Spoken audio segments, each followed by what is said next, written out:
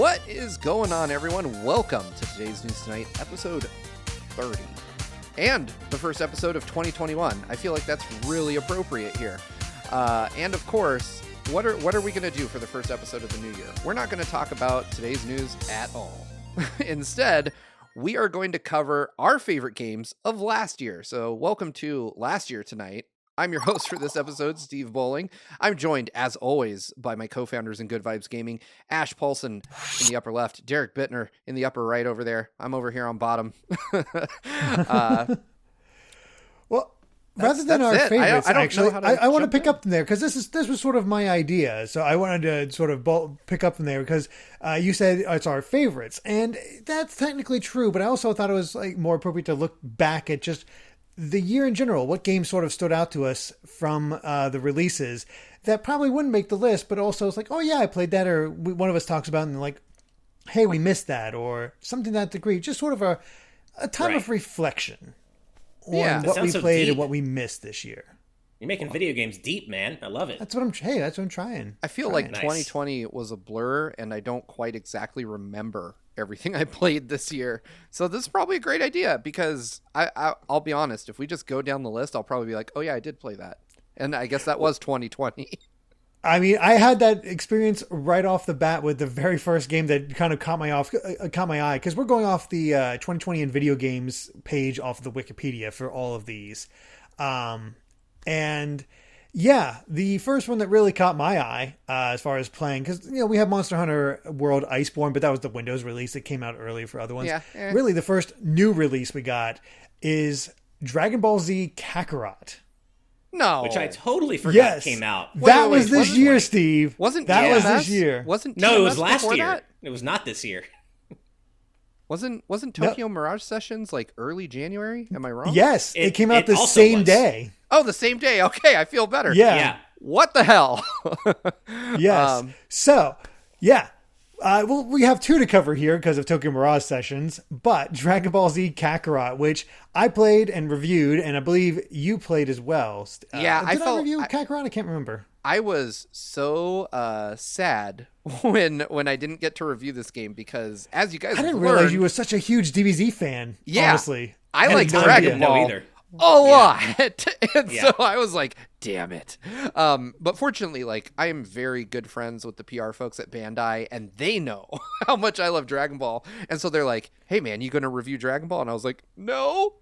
And they're like, just shut up, take a free copy anyway. And I was like, thanks. So nice. I hope I reviewed it in that case. Then I cannot remember for the life of me. Yeah, well, while Derrick reviewed it, I just played it. I was like, this is such a good game.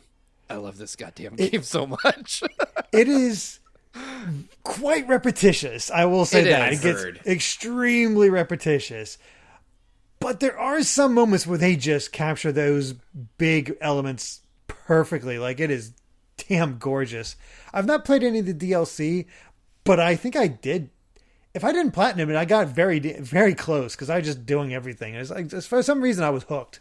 Oh, see, for me, I've played all the DLC so far. I think Goku now is like level 300 on my save. Oh God! And so that game, like, you're totally right. There's a very repetitious nature to it, but there's also like you said, it gets some things so incredibly right. Like the feeling of flying in Kakarot is better than almost any game I've ever played. Like when you're flying around just kind of lazily, it feels good. But then when you do like the typical Dragon Ball Z like energy boosted flying where you can just slam through mountains and crap and keep going, I love that. And it is one of the best sensations like in any game I played this year because it does a lot to kind of play into the whole power fantasy at the core of Dragon Ball. Like, I mean, if you're high enough level, you literally can fly through enemies and kill them on your way to an objective. That's awesome. Which, it is so good.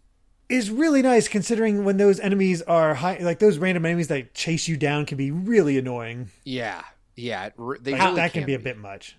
How would you say it compares to like swinging in Spider-Man or in Miles Morales? Is it kind of like the Dragon Ball Z equivalent of that? It really feels that good? I don't know if it feels to that level. But it's pretty close for a DBZ fan. Like we've gone through a lot of games that are middling at best. Yeah, sure. I would say Kakarot delivers mainly on two fronts. One, is that it does have the feel of Dragon Ball combat to it. Like it feels good. The other part is visually, it is probably I would say it ties with Fighters as like one of the best looking Dragon Ball games ever made. It captures the 3D feel of Dragon Ball very well, as where Fighters got the 2D feel. Yeah, that is absolutely accurate. Yeah, but very good game. Not earth shattering, but a lot of fun to just goof off with. And whenever DLC comes out, I still pick it up, play through the DLC. Which the first DLC was abysmally bad. Like it was just not fun. Yeah, it literally equated to you meet Whis and you get to do some training and you can fight like an end game battle against Beerus, but there was zero story content to it whatsoever. The awful. second DLC is way better. It takes on the battle against Golden Frieza, gives you Super Saiyan Blue, and so you gain a transformation, and you actually have story content to back it up. And they introduce a new like group battle mechanic and a card game for no reason, but All right. But it's a solid update. I don't know that either of them justify the cost of the season pass yet, though. Sure. Yeah. Justin Barta kind of lands where I do on DBZ. I love Dragon Ball Z and Dragon Ball in general. I have a ton of respect for it. But kind of like Justin, I guess in the game too, but with the anime, I kind of got burned out on it by the Buu saga. Because I realized I was really in it for Gohan. I really wanted to see Gohan, realize his destiny and save everybody. And he does. But then, the way it kind of happens kind of disappointed me. Goku still kind of has to swoop in and sacrifice himself. And then after all that, I was like, I think I'm done for now.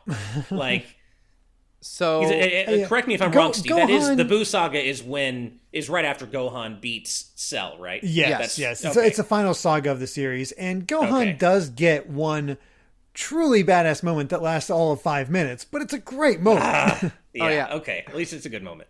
I mean, Dragon Ball is not known for its like masterful writing or great plot. Like it is fight porn 100%. Yeah. Oh yeah. It was always sort of shocked me. One of the reasons I really liked One Piece when I was reading it is because where Dragon Ball Z had like, all right, we beat this villain, now out of nowhere here's this villain who's even stronger, and One Piece, being another shonen manga, kind of had that.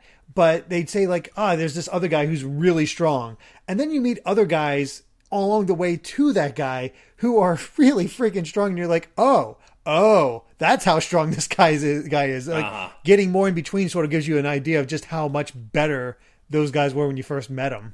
Yeah. So gotcha. I enjoyed that.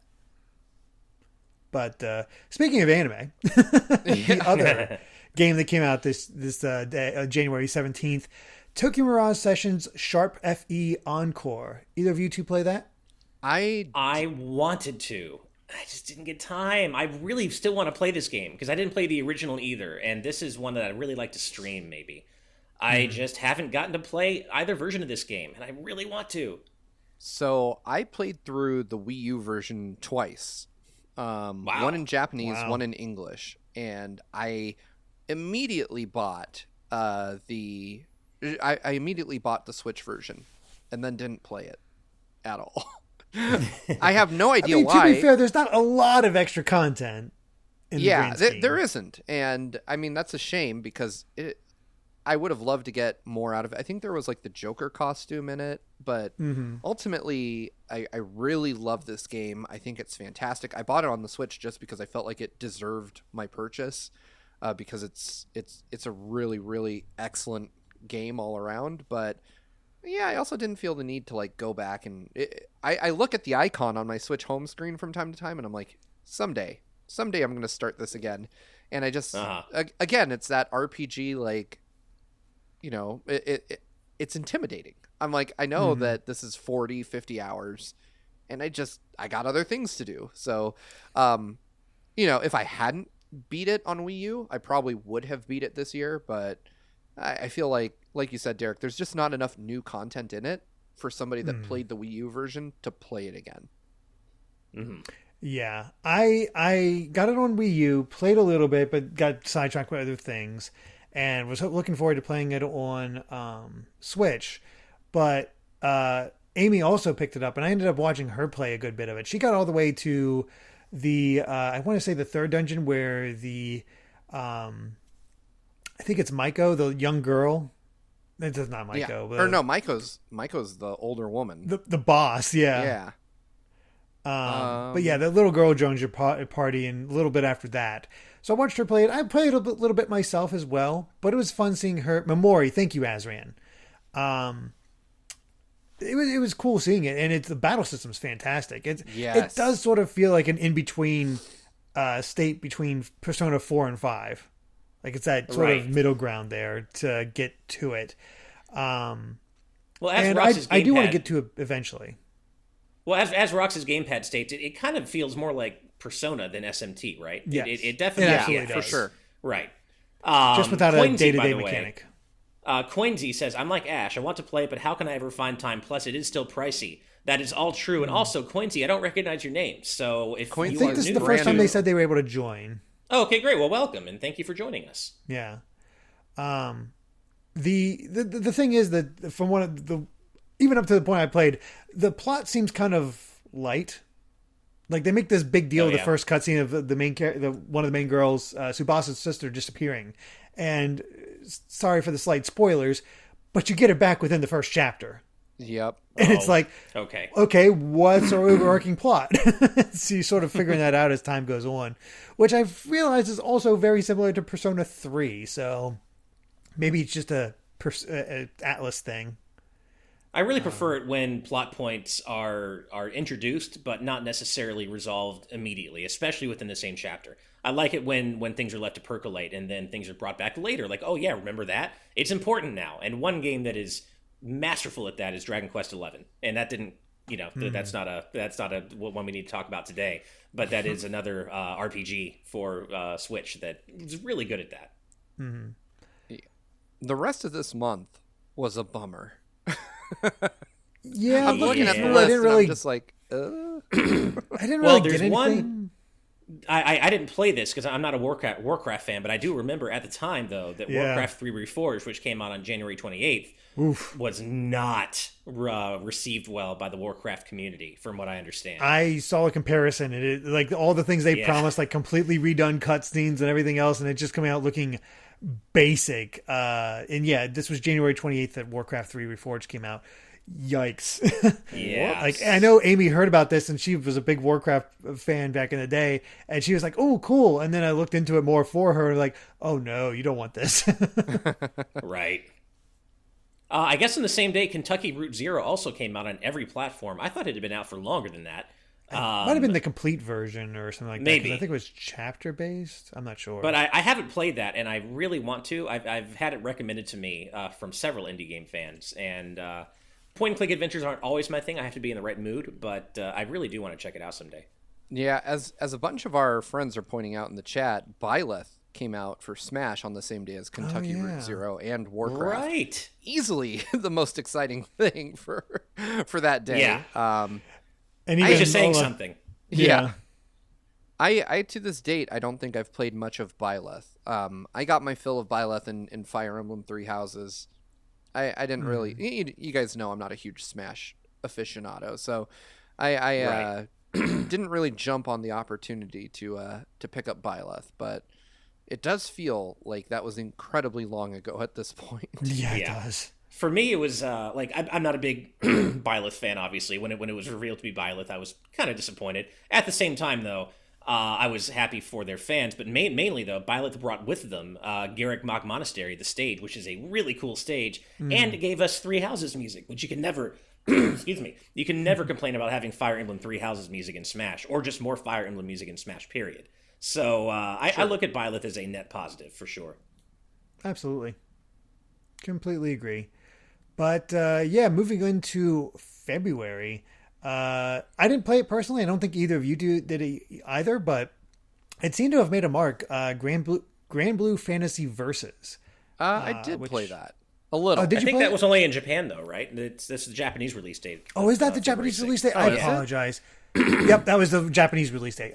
Right. It was too early. Whoop. Continuing on. We'll come back to it. The next one I think is for you, Ash. Yeah. Well, not maybe, but I did want to point out that on February 4th, one of the most specifically targeted games I think I've ever heard of in terms of its audience. The Dark Crystal Age of Resistance Tactics. Just that name, like, I remember when this was announced during like some Nintendo Direct or an Indie Direct or something. Like, I know there are a lot of Dark Crystal fans out there. Great. How many of those Dark Crystal or those fans are also fans of tactics games? It's so specific. I heard Age of Resistance was good, but they also isn't getting a second season, so I don't know if the viewerships were there. Yeah. Oh man. And yeah, it was E3 Direct according to chat. The last in 2019. Okay, E3 Direct. Okay. So speaking of, go ahead. No, go ahead. I was gonna say this game, like it's very rare that you know a game's gonna fail like miserably before you even play it. And there was nothing that I saw about the game that I could point to and be like, oh man, this game has problems. But just like the breathless, seemingly desperate emails I would get about coverage for this game from PR people, like, please play Dark Crystal. Like, I mean, in the month leading up to it, I got an email probably every other day asking if I wanted to cover this. And I remember being in the GX Discord and being like, hey guys, they really want us to play this. Like, and we kind of convene and everyone's like, but no one cares. Like, there's, it's unfortunate, but see the show at all, and I never even saw the original movie. I experienced a little bit when I did the post E3 Nintendo visit to New York in 2019, and they were there, and they felt earnest. They really did, but it was also kind of buggy and not great looking. So it was a very basic tactics game. It felt like, right. So right. But we've already spent more time thinking about this than anybody has. That's true. So, well, moving on to February 14th had a couple of notable releases. It had Dreams, which I have not created anything in or really played much of, but people love it, and the things people are creating in this game are really impressive. So there's Dreams, and I know not for you, Steve, but Street Fighter V Champion Edition. I like Street Fighter V quite a bit, so I was happy to have the Champion Edition kind of give me everything in one go, all the characters, most of the stages, most of the costumes. So that was a nice release for me. But I think probably what you were talking about, Derrick, for me is fast forward all the way to February 25th. Incorrect. Okay. Hatsune 20th Miku, maybe. No, the 13th. Hatsune Miku, Project Diva Mega Mix. Except that was also the Japanese release date. Was it? That oh my god! I got to look closer at that. Oh, yeah, god, that's okay. That didn't come out till later in the year. But actually, I guess I'll move us to the 20th then, which is actually a cool little indie game that I worked as a producer on for a brief time at Way Forward, and that's Vitamin Connection. That came out on February 20th, and for those of you looking for a really cool asymmetrical multiplayer indie game by Way Forward, it's really good. I'm really happy with how it turned out. So just a little shout out to Vitamin Connection there. I still need to play that.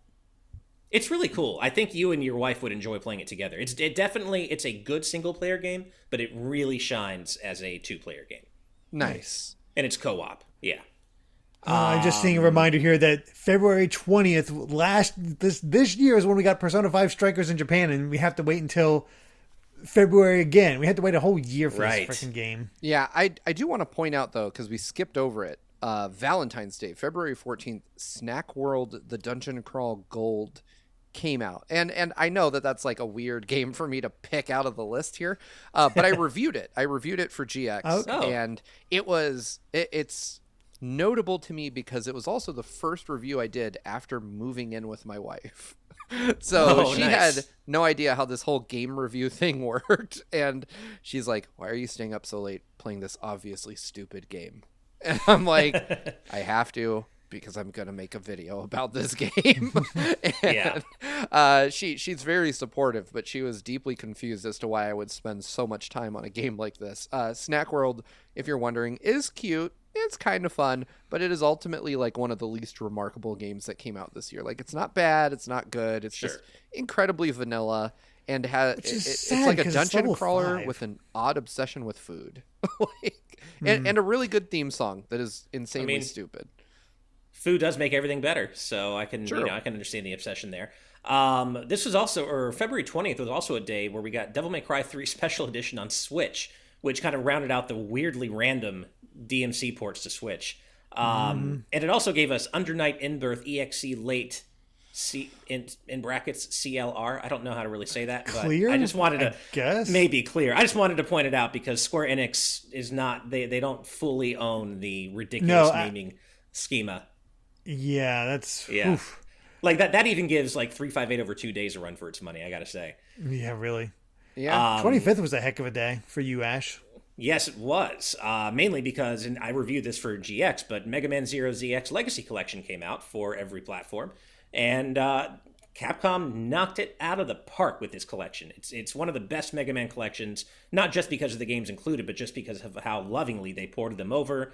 The special features and the extras. Z Chaser was a lot better than X Challenge as a new mode. And I gave it a really, really glowing review at GX, and I stand by that. It's a really great collection. So if you haven't played these games, that is the way to do it for sure. Very cool. I still need to pick it up. I'm waiting on a bit more of a sale just because I haven't had a chance to get to it. So I'm waiting for it to get down to the same levels as the other Legacy collections. Makes sense. But yeah. I'm looking at this list, and at the very end of the month, Bandai released One Punch Man, a hero nobody knows. I was really excited for this game because I love One Punch Man. Fighting game of the year, man. And right. It is one of the worst fighting games I've ever played in my life. Really? It's like, I heard it was pretty decent. Let's do that. It is so goddamn bland. Like, I mean, just grass growing levels of boring. Like, it is. They have like this whole one. I mean, you can never play as Saitama, which makes sense. I mean, he's just gonna murder everybody else in one punch. But I mean, the game literally boils down to filling your Saitama gauge. Whoever does that first wins the fight. Like it's. I mean, and I get that that vibes well with the jokey nature of One Punch Man, but it makes for an incredibly boring game. And there's like a create your own character mode, but I have never wanted to be a character in the universe of an anime less than being one in the One Punch Man universe. Like, it seems pretty terrible to be a character in One Punch Man. Yeah, that's what I'm saying. Yeah. Like, I don't want to be a C rank hero in One Punch Man because I'm probably going to get bodied by literally everything that shows up. And they just make, like, the character creation is incredibly bland. The movement is stiff. Like, there's almost zero redeeming qualities about this game, which is sad because it is based on a franchise that I absolutely love. But what can you do? I think I heard that they released. I think I heard they released DLC for like a dream version of Saitama that lets you play as him as if he wasn't overpowered. Like, you just play as Saitama as a regular character. And it's meant to be like, what would it be like to play as Saitama if he wasn't able to body everybody in one hit? That might be fun. I mean, I bounced off the game so hard, I just never came back. So yeah, sure, understandably. Well, I think that wraps up February, right? Pretty much. Yeah, I believe so. Going into March, now we have Granblue Fantasy Versus. Not take long. It was so close to each other. Again, I did not play it, but I've heard good things. People love the art style, but it is Axis Games. So I mean, I haven't played a ton. I played they have like a story mode that plays more like a beat 'em up, which I think is really cool. Like, you have damage numbers and the whole thing. And the artwork is just stunning. I mean, one of the prettiest looking fighting games I've ever seen in my life. Absolutely. It looks like, and I think I said this in a previous episode, but it looks like that amazing artwork that was done for Final Fantasy Tactics turned into a game. And if you've never seen like the original art for the PlayStation Final Fantasy Tactics, that stuff is just so good. Like, I mean, I would probably in any other art style think Ramza from FFT looked like a dork, but that that art style that they created him and looks so cool. And I remember when it came out that Cloud was in Final Fantasy Tactics, and just absolutely loving the work they did for him too. Even though he looks ostensibly, less cool than he did in Final Fantasy VII, I don't know. There's something super charming about that noseless character artwork that they do. Yeah, absolutely. Looks so good. So Granblue gives me those vibes, and I'm here for it. I really need to devote more effort to playing that. I played it once with Imran, who was on the show like in the very beginning, and he just destroyed me at that game. Like, I don't even know the fundamentals, so I need to get good. But It is visually the best looking fighting game on the market to date. Wow. Nice. Even more so than Fighters? Wow. Yeah, I think it looks better than Fighters. Me. Yeah. I mean, but that comes down to a difference in taste and art style. Because I think Fighters perfectly captures like the Dragon Ball Z aesthetic, like we were talking about before. But I just like the aesthetic of Granblue better. Fair. Right. I still say, and I know you'll disagree, Steve, I still think Street Fighter V is a gorgeous game, but I know you think it looks like ass. So and that's an art style thing. I was going to say, I don't think that it is technically like not sound in terms of the visuals, course. But I think that, the art style choice is just, it is like nails on a chalkboard for me looking at Street Fighter V. Right. I had no idea about this, but apparently Konami released Symphony of the Night on two platforms I would never, ever want to play that game on, which is iOS and Android. I had no idea they released that game on iOS and Android on March 4th. Okay. At least it's off PS4, I guess. I don't know. I guess. That's weird. Even more interesting, though, is you heard about the development of this game for so freaking long, but March 5th, Black Mesa released. Still haven't played it. But it sort of came and went, though, because there was always that project that was always sort of in the background working on it. And I'm sure it's great. It's Half-Life, but... Well, yeah, it started out as a mod, didn't it? Like, it was a mod. Well, it was a project to completely remake the original Half-Life, and I think in the Source engine by fans. I think that's what it was. I'll be the first to admit I'm not a big Half-Life guy. I mean, I get that I probably should play it. It has cultural significance, but it's just never, I don't know, I don't get it. Head crabs, whatever. I'm glad for people that like it. It's just so not my thing. It's never been mine either, to be honest. Like, I absolutely respect Half-Life's legacy, but it's just not, I struggle to care. But it's just not my thing. I hear you. Azran127, not a Half-Life guy. Careful, Steve. You're carbon dating yourself. Not only that, but Azran's on a roll. You want a damage number? I got one for you. 2020. Perfectly stated. Perfectly stated. Yeah, that's for sure. Yeah. Well, speaking of stuff that you're not into, despite everybody around you loving it, March 6th, Pokemon Mystery Dungeon Rescue Team DX. Yep. It's fine. It plays well. It seems to be the best version of this game. I know people talk about how they cry during it. I can totally get those emotions when you're, 7 or 8 playing a game like this. But it's fine. It's just not for me. The Mystery Dungeon genre has just never really clicked for me. And, there's cool things in it. If you're interested in the game at all, Chugga Conroy did a Let's Play of it this year. You can check that out. He'll just devour this and really give you how it goes. But for the guy like me who's just not into the Mystery Dungeon genre, Same.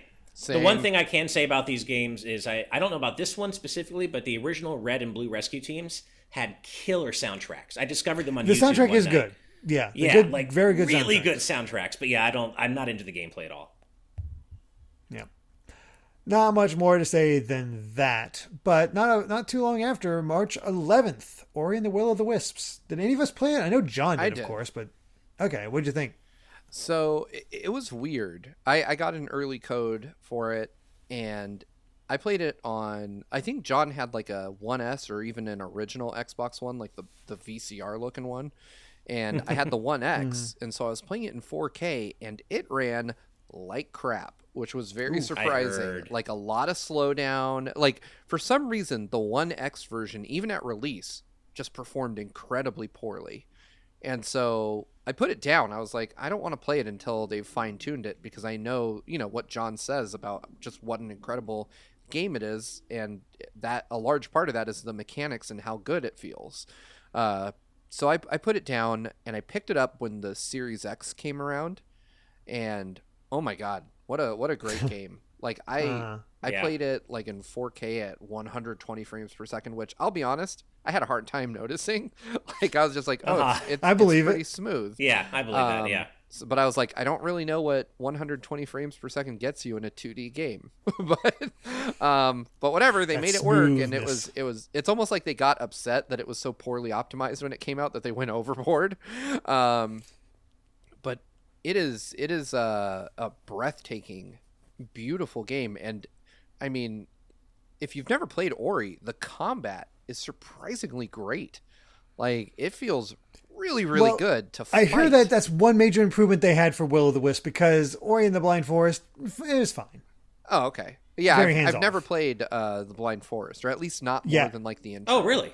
Yeah, Blind Forest has a very, like, you have a literal ball around you, you shoot out things. That's it. Oh, no, yeah. Will of the Wisps, you have, like, melee attacks with, like, a sword and stuff like that. Like, you can jump and dash in midair. It feels like mobility and combat are just so satisfying. They had the mobility down, the combat not so much. So I am looking forward to finally getting Will of the Wisps on Switch and trying more of that. But yeah, I've heard the Switch version is really good. You didn't feel like you were missing anything just jumping in with the second game and not having played the first much? Not really. That's cool. You know, it seemed like it kind of just started, and I was like, oh, okay, I'm here. Cool. Nice. Both of these games are really high on my list. I unfortunately never. I have Ori 1 on Switch, and I need to play it. And I know I'm going to love it. I mean, just well, now you have. I love and the kinds of games I love. I know I'm going to love it. So I just need to get around to it. As a fellow OLED owner, Ori is one of the best games for that, because it uses lots of dark tones and blacks, and so like you really get that great feeling of like color contrast that brings out like the strength of an OLED screen in Ori. I definitely recommend that and Hollow Knight. Both of those are really great games to play on a high-end TV. John, nice. I know John Cartwright, our good friend John, is gonna his head's gonna spin around on his spine when I say this, but Hollow Knight I bounced off of. I get how beautiful it is. It's a gorgeous game. I get how great it is, but it just isn't my thing. It isn't for me. I love Metroidvanias, but it's kind of got this Dark Souls-ish or Soulsborne-ish. And if you bounce off the Dark Souls aspect of it, then you're not going to get into it. I enjoyed it, what I played. I want to get back to it at some point, especially with Silksong coming at some point. That might be my next indie game after Hades. Nice. Trying to get into that. But continuing on, I guess I didn't hear a lot of talk about it. Speaking of Souls-like games, Nioh 2, any of us try it? I didn't even play it. People loved it, I guess. I heard people enjoyed the first one. I assume the second one's maybe better, but it's just one of those things like, hey, if you're looking for a Souls game to to enjoy in the meantime, there you go. Yeah. But yeah, after that we got the team up of all team ups, Animal Crossing and Doom Eternal. Yes. I just retweeted something from Doom today. Yeah. Like they tweeted out like a picture of Doom Guy and Isabelle holding hands. I gotta tweet that. Nice. Yeah, it's good. Yeah. It's good. So yeah, man, I feel like this was the day for gaming this year. Like whether you were into Animal Crossing or not, like I mean, they did a really good job serving two very different types of gamer on this day. Yeah. But, and I actually really love both of these games, but obviously, I was deeply embedded in Animal Crossing because I did the GX review for that, which was both a frustrating and rewarding experience. Like putting the review together was harder than it needed to be.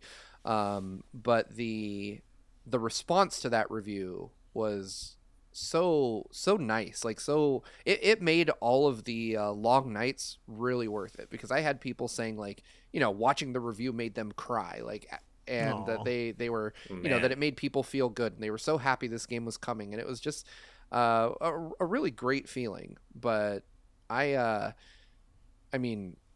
imagine that we were talking about Nioh 2 and games that came out near this, and all I remember in the lead up to the review coming out was just everybody humming with anticipation for Animal Crossing. Like, I mean, we'd all just gone into lockdown. Everybody was wanting something, and for whatever reason, Animal Crossing just became this cultural event that I don't think it would have been if we weren't all stuck at home.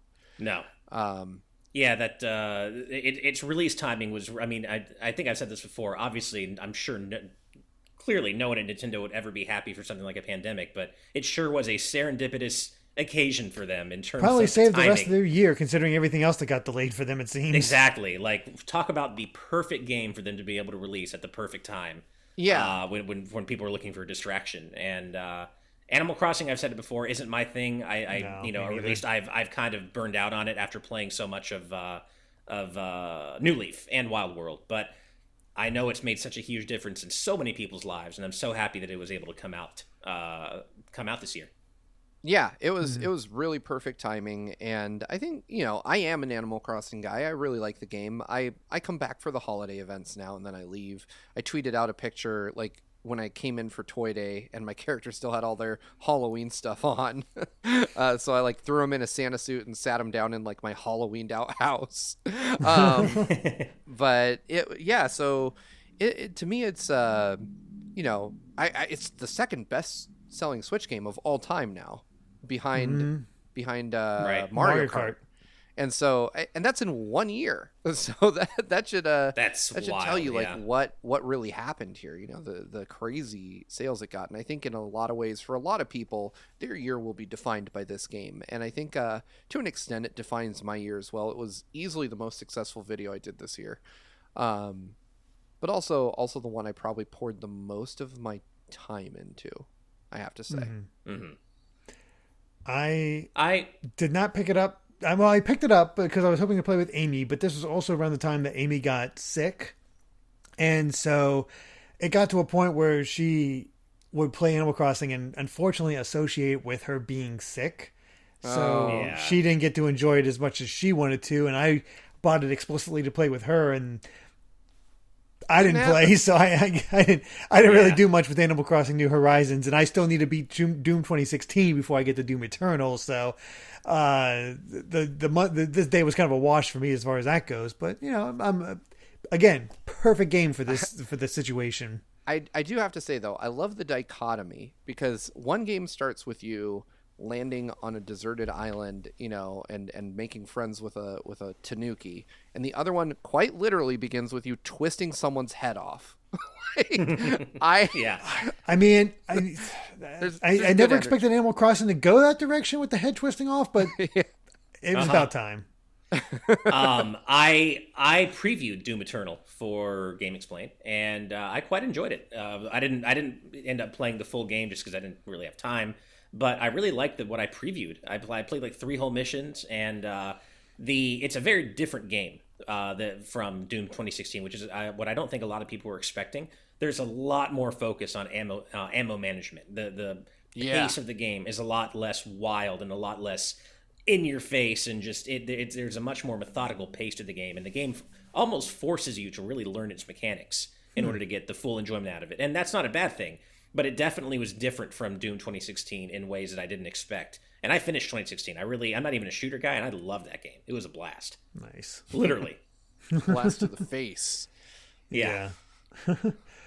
Well, other things happened in March, right? Yeah, there's a lot of stuff that happened in March, really, because 3 days later, March 23rd, Half-Life Alyx, which, again, I don't have VR. I don't think any of us have VR, so... I have 2 VR headsets. Yeah, it's like I thought you did, Steve, yeah. Oh, yeah. But you're not into Half-Life, so... No, I own this, though. So, the pandemic and like, being home, not driving, not buying gas, and it being early on in this whole thing, I was like, I have so much money. I don't know what to do with all this money I have. Burning a hole in your pocket. Yeah, and so I was like, and then the stimulus checks came in, and I was like, this sounds like a great time to drop $1,000 on a VR headset. So I bought a Valve Index, and I proceeded to wait, I want to say 6 months for it to show up. Jeez. But I got it, and they gave me a copy of Half-Life Alyx with it, because at the time that I ordered it, that was the going promotion for it. So I've played very little of it, and I can say I don't care much about the Half-Life portion of it. I'm sorry to say, like, it doesn't, I've never played the games, so I don't understand the significance of what's going on in the game. But what I do understand is that it is one of the best tech demos for VR hardware that I've ever interacted with. Like Valve, if you're not familiar, the Valve Index comes with a finger tracking controller. So it knows, like, if you lift up your pinky, your character in the game lifts up just their pinky, right? Similarly, if you want to lift up any other singular digit, you can do that too. But, like, people will throw you things, and you actually have to, like, open your hand and catch the thing in midair, or you'll just fumble it and drop it. I'm not a good catch, apparently. But it is really cool. Like, I mean, I was marveling at, like, the simple things. Like, I would have Alyx, like, toss her gun from hand to hand, and just... I'd catch it and throw it back to my other hand, or I'd throw it up in the air and wait for it to come down and grab it again. And I was like, this is really cool. Like, this is a really cool display of technology.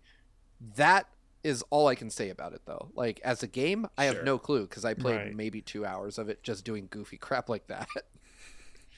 That would be a really cool thing for them to implement in, like, a potential VR version of BioShock Infinite, with the way Elizabeth throws you clips and stuff. Like, that would be cool if you actually had to catch them. That'd be rough, like, though, if you dropped them in the middle of a firefight. Yeah, you're like, oh, God, Mr. Butterfingers over here. I'm going to get shot in the temple. Yeah, exactly. As far as I can tell, unless anybody else sees anything else from March, there's only one really big game for me. I've got two things, but they're at the end of the month, like on the 26th. Yeah. Okay, then you go first, because I have... All right, so the 26th had a game I didn't expect much of that over-delivered, and a game I had high expectations for that completely under-delivered. The good surprise was Good Job. Like, I really love that game. It is so funny. Like, I mean, I remember this was shortly before my best friend moved to Colorado, because he moved in at the beginning of the pandemic, bought a house. Very happy for him. It was sad to see him go, though. But one of the last games we messed around together in, side by side, was Good Job. And I remember he was like, there's a level where you're in a conference room, and he was like, hey, why don't you launch the copier, like, into the conference room and see what happens? And so we, like, rigged up, like, a rubber band kind of thing, and we dragged this copier into it and just let it go. And, I mean, it rocketed through the wall so hard the game slowed down and, like, stuff started scattering everywhere. It is side-splittingly funny. I love those games where the whole point is to just do dumb crap. So Good Job was, like, just one of my favorite surprise games of the year.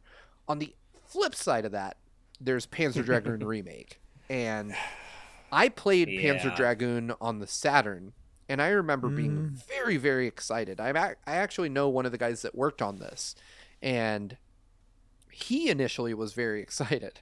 And then he just kind of stopped talking to me about it as it got closer to release, and I was like, yikes. That's so too bad. I think John reviewed it for GX. Yes, I think he did. Yes. And I remember DMing him and being like, what do you think, man? You got to tell me. I'm so excited. And he's like, this game sucks. And I was so deflated to hear that. That's such a shame. I watched his review, and I picked up the game, like, because I reviewed Stadia, they still send me, like, codes for it all the time. And so they sent me Panzer Dragoon, and I decided to play it on Stadia because I wasn't going to buy it after I'd heard so many bad things about it. And it was just so incredibly disappointing. It felt like just the worst kind of remake, like where somebody who just doesn't understand the game but knows what it looks like, puts something together. It just, nothing that made Panzer Dragoon special is in that game. And I was really sad about that. But, at least I got Good Job. Right. True. Now, Derrick, I know what you have to talk about on the 31st, and I'm sure that's going to go for a little bit. So I just want to sneak a couple of weird ones in there before we get to it. All right. First one, I haven't played it myself, but I want to because I love the series. I'm just waiting for it to go on sale. Bobble for Friends. Who ever thought a fourth Bobble game would come out in 2020?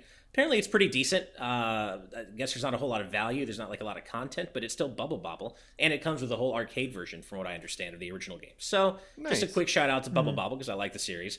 But the other one, and this was a weird thing that happened this year. Yeah, so I think you know where I'm going with this. Cooking Mama Cookstar, which apparently was...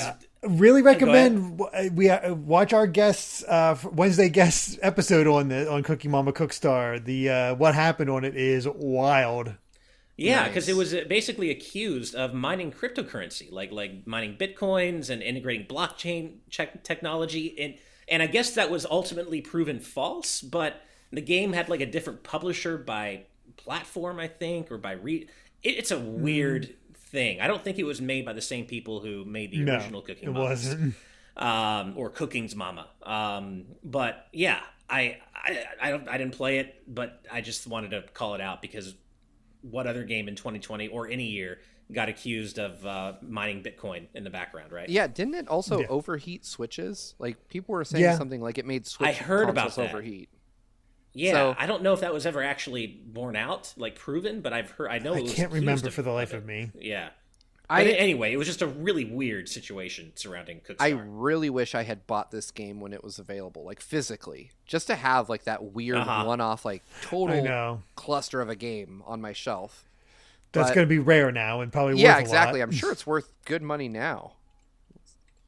Go figure. Checking eBay as we speak. let's see. Are people out there cook? Oh man, it's an autocomplete. Nope, it is cheap as hell. It's like $38. Really? Oh, nice. Sweet. They made out then. You're okay. Charlie Bird says Cookie Mama Cookstar is the most 2020 game of 2020. That's fair. That is a good point. Yeah. All right. Well, then for mine, of course, is Persona 5 Royal, which I did a review in progress of, and then 2020, Amy was getting really sick, and there was the whole, babies, making sure she was okay with the baby and all of that. And also, another game was coming up very quickly that I was, we'll be talking about soon, that I had to just switch over to.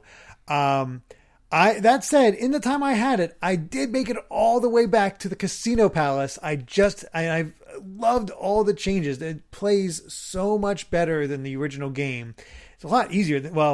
It's easier in the fact that it's if you know what you're doing, you can get through all the confidants really easily. Although they changed up two of the bosses. One in particular, they changed in a horrendous way, and I was cursing. He was not fun to deal with. But made it through. And I have so many people telling me like I need to play the new scenario that happens in this third semester, as Rox's gamepad mentions.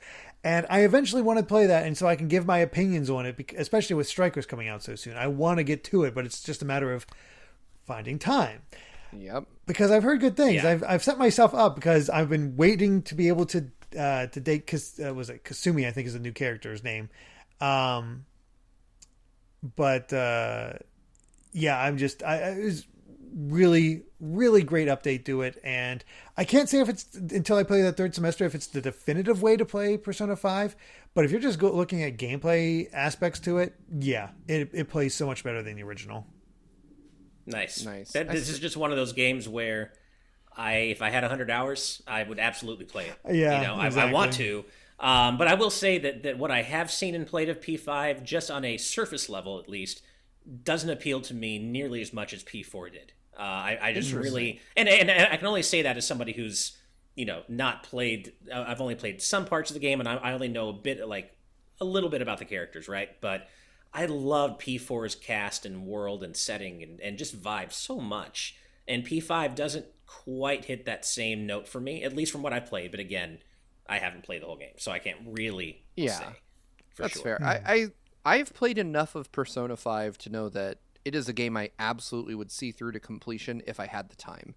I really like everything I've played of Persona 5. It's just...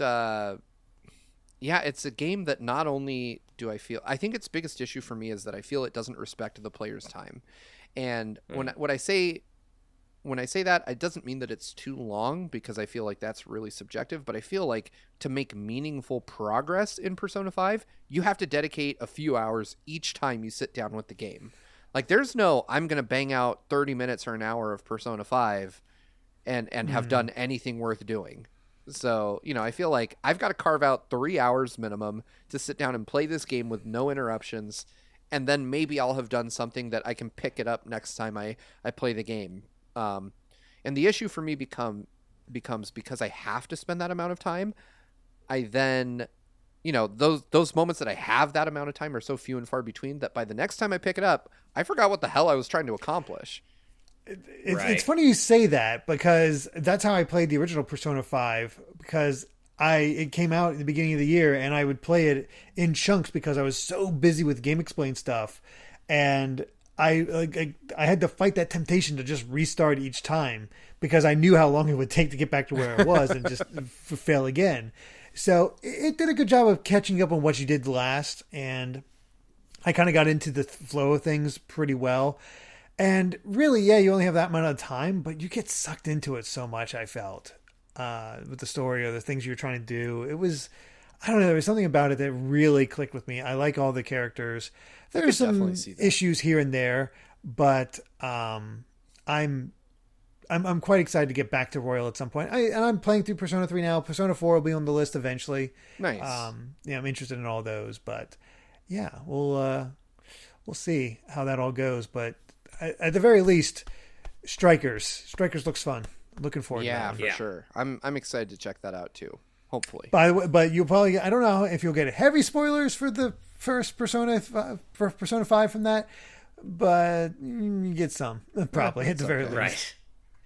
Now, I don't know about you guys, but I don't know if I can think of another year in gaming where April actually turned out to be like my favorite month of the year. April is usually like kind of a dead month for gaming, or at least a less exciting month, typically. But man, April 2020 killed it in games, and I'll let you take this away, Derrick. I mean, April 3rd, right off the bat, like we didn't even get to this thing you're probably talking about. April 3rd, Resident Evil 3, which I've not played. I want to, but I just didn't get a chance to have the time, which is ironic because apparently it's only like 3 hours long. But I think that's another reason I sort of waited. It came and went so fast. Like we just did Resident Evil 2, or not just, but we played Resident Evil 2 for Game Explain Game Club a few months ago, and I thought it was great. But according to Resident Evil fans, 3 was really disappointing compared to Resident Evil 2 Remake. And yeah, as you said, Derrick, I heard it was like a few hours long, and it just kind of came and went. It felt like a drop in the bucket, to be honest. I think it was done by a different studio, so that's why the quality was a little different. And I've heard good things. Like, there's good things in there. It just doesn't quite capture the entire spirit of Resident Evil 3. Right. So I think that's true. I do want to play it eventually. I do. There is another game that came out a week later that did successfully capture the spirit of its original version, and ended up being my game of the year, and I think yours too, Derrick. Mine too. And that, of course, is Final Fantasy VII Remake. And Steve, I know it wasn't your game of the year, but I know you loved it just as much as we did. Oh, absolutely. Yeah. And Final Fantasy VII Remake is special. Yeah. Like, so special. Like, what can we even say about this game that we haven't already, and that wouldn't, derail this discussion for hours? Because we could talk about this game forever in terms of everything it did right. I can tell you some things. This was a nightmare to cover. Final Fantasy VII Remake was the worst experience I had reviewing a game in 2020. And that is because, due in no small part to Square, so the review embargo for Final Fantasy VII Remake was April 6th. We got the game on April 4th. And so it was originally our intention to have Derrick review it. It was just like, hey, this is definitely going to be Derrick's game. And I mean, they just didn't give us time. And I don't know if it was lunacy or what it was, but I was like, yeah, I guess I could do it. I could probably beat the game in that amount of time. And I did not sleep. I powered through this whole game in 2 days, basically. And I mean, I don't think I've ever suffered more to make a video than I did for this game. I mean, I sent Derrick my draft of the review. I was delirious. I needed to basically rewrite the whole thing. Yeah, it was, I mean, I had a jumble of thoughts, but I mean, I literally, thinking back on it right now, I can feel my eyes burning. Like, just the incredible pain I was in to just get it done. And I remember, like, my wife, God bless her, she was like, I love you. I'm glad this is over. Go take a shower and leave Game Explain as soon as you can. Like, I will be the first to admit that this is where she just turned on Game Explain. She was like, you need to get out of there. She's like, never do this again.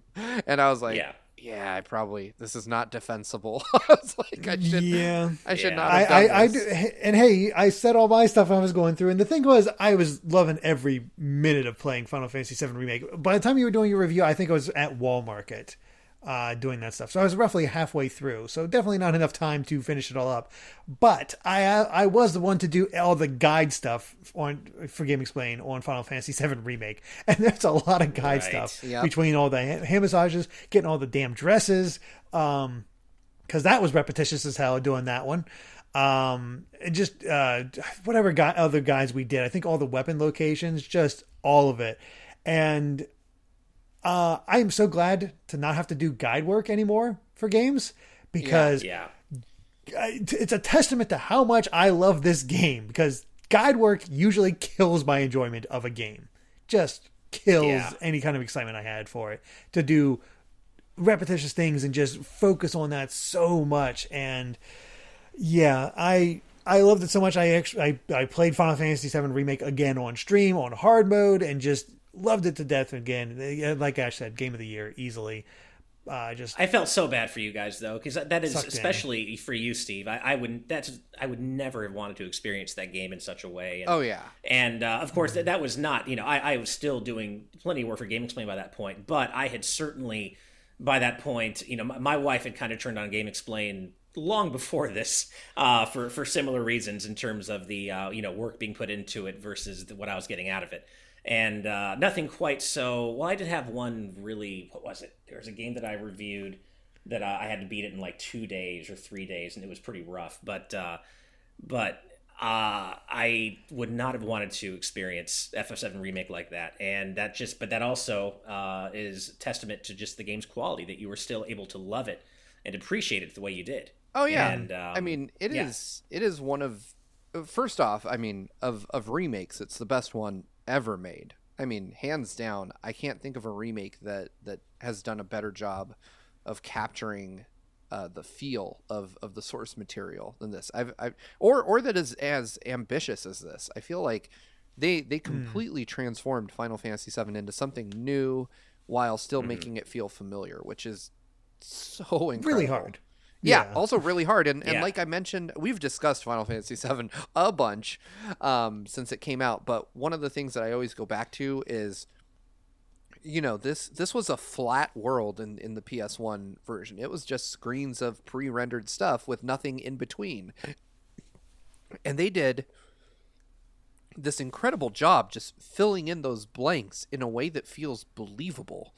I mean, I never once thought, well, that's not what I imagined this part of Midgar looked like. It just all felt natural. Like, this is exactly what I expected. So kudos to Square for actually pulling this off, because I had my doubts, but I mean, this game demoed well. Like, I was waiting for the other shoe to drop. I'm like, I'm so hyped for this. It's exciting to play. Like, it looks great. I was like, there's got to be a downside. And when I played through the whole game, I was like, nope. it's that good. So well, the downside, if you believe internet trolls, is it's not a complete game. It's only 1/3 of a game or less. It is a complete game. It is a full game experience. Yeah, it is a full ass game. Whether their crazy gambit pays off, it really depends on the next game, but I am there for it. That's all I care. And you know what? I'll probably even stick with it beyond that, because then I just have to see the train wreck to the end. If it does become a train wreck, I don't care. Exactly. Yep. But I got, I think my initial playthrough was, I clocked in at around 50 hours or so. I did everything. I did all the side quests. That is a complete game. Anything I spend 50 hours on is a complete game in my book. I think I put in like 60 or 70. So and I still want to go back through and play. I'd love to play hard mode, but I'm really waiting for the inevitable PS5 release of the game, because I know it's just going to look even. I mean, it already looked incredible despite that texture glitch. It looked incredible, and not only did it look incredible, it sounded like that soundtrack is my favorite of the year. One of the things that I want to point out is, of every game I played and reviewed this year, Final Fantasy VII is the only one that I specifically went out and purchased the collector's edition of, even though I'd already beat the game by the time it came out. I was like, I suffered to beat this game. I still have I still haven't had the desire to pick it up again, and play it, because one, like you, Ash, I firmly believe there's a next gen version coming, but too. You know, it's just, man, there's still memories that linger. But even through all that, I was like, this game kicks so much ass. Like, I still need to go, and I want to give Square money for this because it was such a great experience. So I've got FF7 back there, and I would have it no other way. It's easily, like, I struggled between this and what I did pick for my game of the year. Like, it was definitely a very difficult choice. Oh, I believe it. It's just loved it, and thank God we don't have to kill ourselves anymore. As Hyrule Warriors proved, that I didn't have to kill myself to get that review done on time. It's nice when you can sleep. Yeah.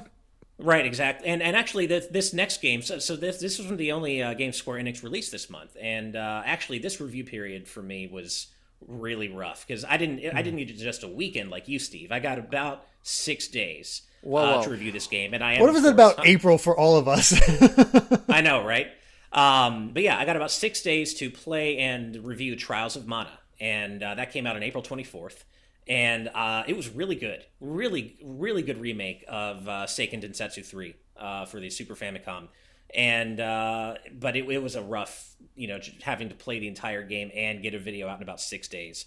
But absolutely worth it. The review did well, but more importantly, the game was just a pleasure to experience. I'm sure some people in our live audience have played it as well. I was very impressed by how they took what was, as you said, Steve, about FF7, a flat game on Super Famicom, and faithfully translated a 2D game world into 3D without fundamentally changing the game itself. It is almost as if they just lifted the game world out of the Super Famicom version and built it up. And the maps look the same, everything's laid out the same, but it's in a 3D context. And it was really well done. And I think one of my favorite things about it was that it was unabashedly old school. It felt like a PS2 era action RPG, and it wasn't overcomplicated. It didn't go out of its way to do too much. It was just a nice old school feeling action RPG, and it was a lot of fun. Great remix soundtrack, unlike the Secret of Mana remake. It looked really nice. Yeah, just a great, really solid game all around. I tried it out, and of course played the demo. Boy, that voice acting leaves a bad first impression. Gameplay was great, but that voice acting really can turn you off. Oh, and I kind of highlighted that in my review. I picked out a few really bad scenes. What's so funny about the voice acting, though, is that some of it's actually pretty good. It's almost as though it's a voice direction problem, because and that's usually the case. Yeah, like there was some talent there, but yeah, the voice directing was really weird, and some of those scenes were terribly acted. I'm so curious to try it out because I've heard good things. I think Lady Pelvic just put out a review of Trials of Mana as well, so I still need to check that out. Oh, nice! I got to check that out. But it's one of those things I need to get to. I still haven't played the original from the Collection of Mana. I think I got through a little bit of Secret of Mana and then stopped because of other things going on. Played Final Fantasy Adventure from the Collection of Mana, but yeah, nice. It's one of those I want to get back to at some point. And I still haven't even picked it up. I have the Secret of Mana remake, but not the Trials of Mana remake. So eventually I'll get there. Unfortunately, Trials of Mana, as much as I enjoyed it and the review turned out really well, that was the main reason that I didn't get to finish FF7 Remake in time to discuss it with you guys, because I basically got FF7 and then immediately had to put it down to play Trials of Mana, which I was cursing at the time, even though I did end up liking the game. So I unfortunately missed out on a lot of the timely discussions about it, and I still haven't really ever gotten to talk about it with anybody. And we have all these discussion ideas. We just need to take some time this month and just crank these out, because and Charlie Bird says in the chat here, says, honestly, I think reviews after a game's release can be great. It allows the reviewer to take a step back from the hype. Also has the ability to actually enjoy the game. So, and that's what happened with me with Hyrule Warriors. I just really got sucked into it. Yeah, and so. I want to be clear that getting 2 or even like 6 days is not always the case. Like, it's not the norm in many cases. No. Square was pretty bad with what they did to us on FF7. Because it's not like they did that to everyone.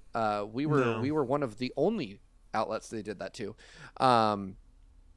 We had a whole thing that I won't go into with Square in their legal department, where I had to I had to spend hours on the phone to deal with that. We ended up pulling the review at one point. It was a fucking mess, but I was not thrilled, especially after all the work I did. But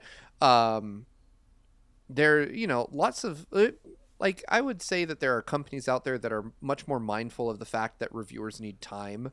We got the PS5 like weeks early, along with some games, but then there were some that like came out the night before the PS5 came out, and I was just like, hey, I'm not going to do videos on these. That's not cool. And I think I got a month or 3 weeks on Xenoblade Chronicles 2. Still barely beat it in time because of how big that game was. I forget how long I had for Dragon Quest XI's to get that review done on time. I feel like you had like 2 or 3 weeks, maybe 2 weeks. But that game is also huge, and I was going through like I wanted to get to the third act. Dang it, and it's just seeing what that was all about. And by that point, I was just sucked in. That was hours in my chair recording and playing that game. And that is really like. I always think about that when I go to sit down to write a review. I'm like, did I forget I was reviewing it? Like, is a game good enough to make me forget that I'm working? Like, and when that happens, that is a special game usually. Because like, one of my favorite things that I'll do is realize I stopped taking notes. I'm like, oh man, I just got so sucked into the game that I was just vibing and enjoying it. Like, so. It doesn't always happen, but when it does, you're like, that's a special game right there. But I don't want to make it seem though that like we always get 2 or 3 days to finish these. Like, no, we usually have decent amount of time. Much better than that, yeah.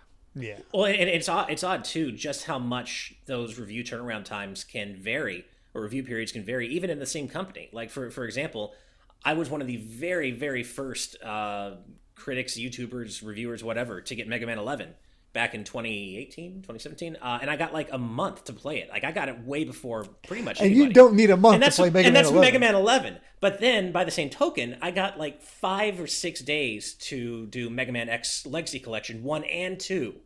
So, and that was a hell review period. Like, I had to play and beat 8 games and do X Challenge in like 6 days. And that, so, but it's just so weird. Like, Capcom gave me a month for a single 3-hour platformer, but then gave me 6 days for 8 you played these games before they knew.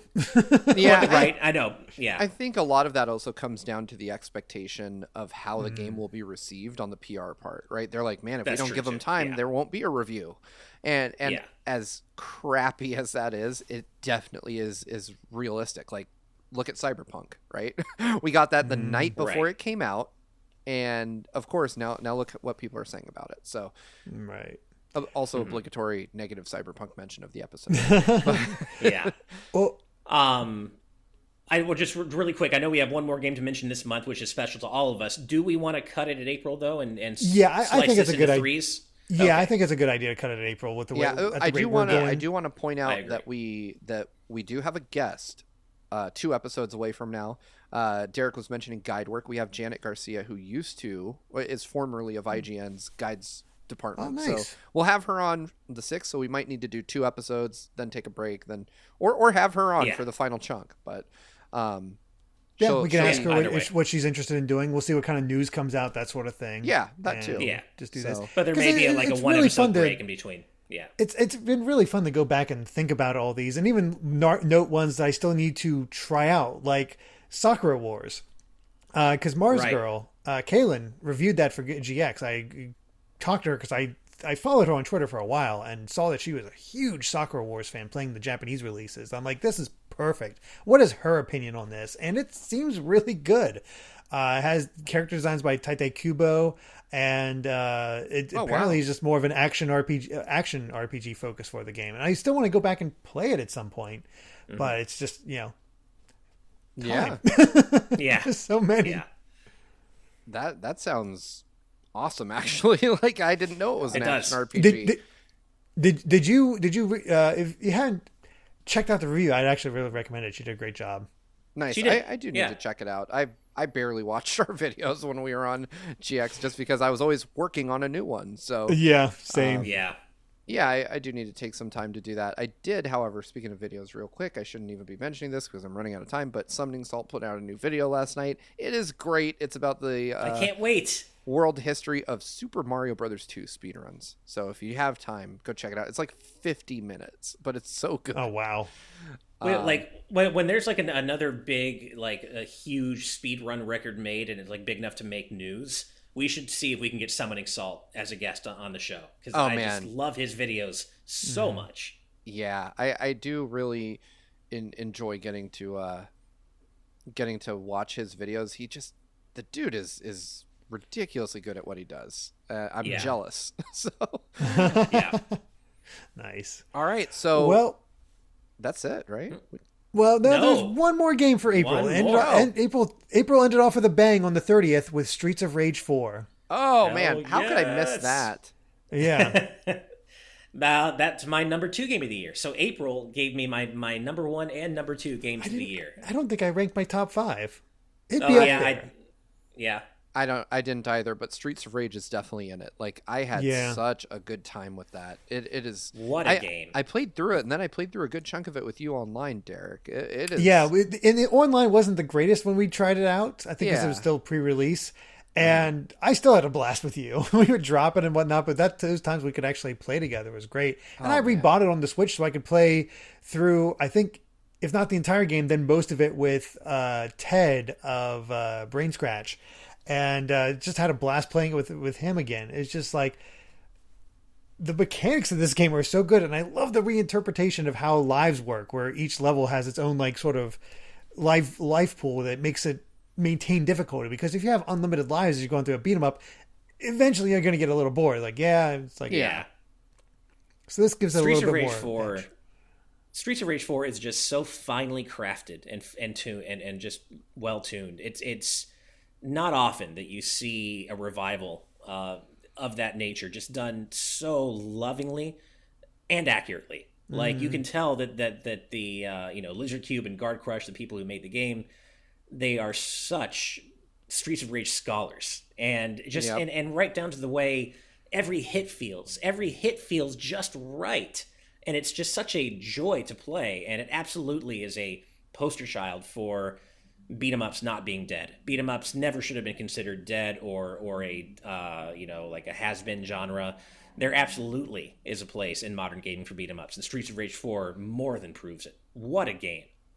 Yeah, what I really would like to see is a revival of 2D games in general. I mean, this is their second Lizard Cube specifically, like their second revival of like a long dead franchise with just beautiful HD art, and I want more games like this. I know. The problem is they take time because of that art. That's true. That's true. I mean, it is much more time consuming, but good Lord, the finish or the final product cannot be argued with. Like they are just incredible to behold. Like I like these games far more than I like Cuphead, for instance. And I think Cuphead is a gorgeous game. I just, I would give them however much money they need to keep doing what they're doing, because I want like a Shinobi from them. I want to see an RPG from them. I want to see a fighting game. Like whatever they want to do, let them do it, because they make gold. As far as here you go, Steve. If you want an RPG from them, Phantasy Star 4. Oh my God. Nice. Phantasy Star 4. I've not played it, but I know that's down your alley. Dude, Phantasy Star 4 is one of the greatest turn-based RPGs of all time. Wow. Just bar none. I've heard really good things about it. I need to try it. Yeah, if you've never played it, you owe it to yourself, especially you, Derrick, as an RPG fan, to give it a shot, because I plan to play more RPGs as we go along this year. yeah. I'm just saying, if you're hurting for an RPG to play, Phantasy Star 4 is definitely one of the better ones. Real quick, I just want to address something from Coinsy in the chat. We actually do still receive review copies. So if you don't know, Derrick's copy of Hyrule Warriors was provided by Nintendo for his review. My copy of Cyberpunk 2077 was provided by CDPR for review.